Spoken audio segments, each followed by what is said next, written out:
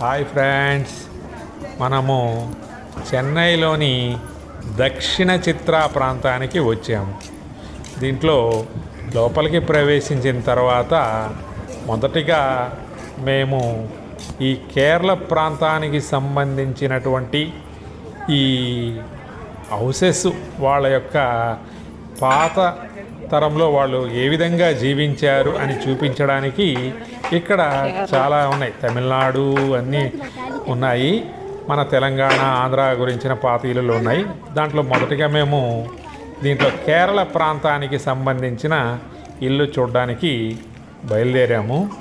చూడండి ఫ్రెండ్స్, అసలు ఈ వాతావరణం చూస్తే చాలా ప్రశాంతంగా, చాలా నిశ్చలంగా, చాలా నిర్మలంగా ఉంది. అసలు ఎటువంటి హడావిడి లేకుండా మనకి చూడడానికి చాలా. చూడండి, ఇప్పుడు మనము ఈ దక్షిణ ప్రాంతాల్లోని కేరళ వారి ఇంటిలోకి ప్రవేశిస్తూ ఉన్నాము.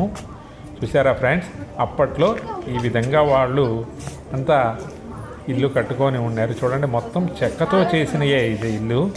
దీని యొక్క ఎంట్రన్స్ లోపలికి వెళ్తున్నాం మనము. ఈ చూస్తూ ఉంటారు కదా, కొన్ని బస్తాలు కనిపిస్తున్నాయి. మొత్తం చెక్కతో కట్టినదే ఈ ఇల్లు, కేరళ ప్రాంతానికి సంబంధించింది. లోపలికి వెళ్తే మనకి ఒక మంచం కనిపిస్తూ ఉంది, చాలా పాత తరంది లాగుంది. ఇంకా లోపలికి వెళ్ళాము. ఆ పైకప్పు కూడా చూడండి, అంతా చెక్కతో చేసి ఉంది. తర్వాత కొద్దిగా ఈ పక్కకు వచ్చి ఆ సైడ్లో వెళ్ళి చూస్తే మనకి ఒక దానికి పడవ తగిలించి ఉంది. అంటే వాళ్ళు నీళ్ళల్లో ఉంటారేమో, ఆ పడవ లాంటిది మనకు కనిపిస్తూ ఉంది. అంటే వాటర్ వచ్చినప్పుడు ఆ పడవ వేసుకొని వెళ్తారులాగుంది, లేదా వాటర్లోనే ఉంటారు మరి. చూడండి, ఇంకోటి సోఫా లాంటిది, ఇది ఉయ్యాల ఉంది. ఇంకా ఇటు సైడ్ నుంచి మళ్ళీ ఇంకో వాకిల్లోకి వెళ్తా ఉన్నాం మనము. చూడండి ఫ్రెండ్స్, అసలు చాలా బాగా ఉంది చూడడానికి. ఎన్నో సంవత్సరాల క్రితమైన వీళ్ళు బాగా బిల్డింగ్ చేస్తున్నట్టున్నారు. లోపలికి వెళ్తున్నాం మనము.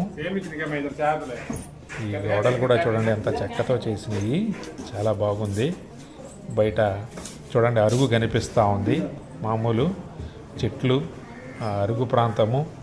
లోపల నుంచే వీళ్ళకి ఒక బయటికి నీళ్లు తోడుకునే దానికి బావి లాంటిది కూడా ఇక్కడే ఉంది. లోపల నుంచే వాటర్ని తీసుకుంటారంట. ఇంకో గదిలోకి వెళ్తున్నాము.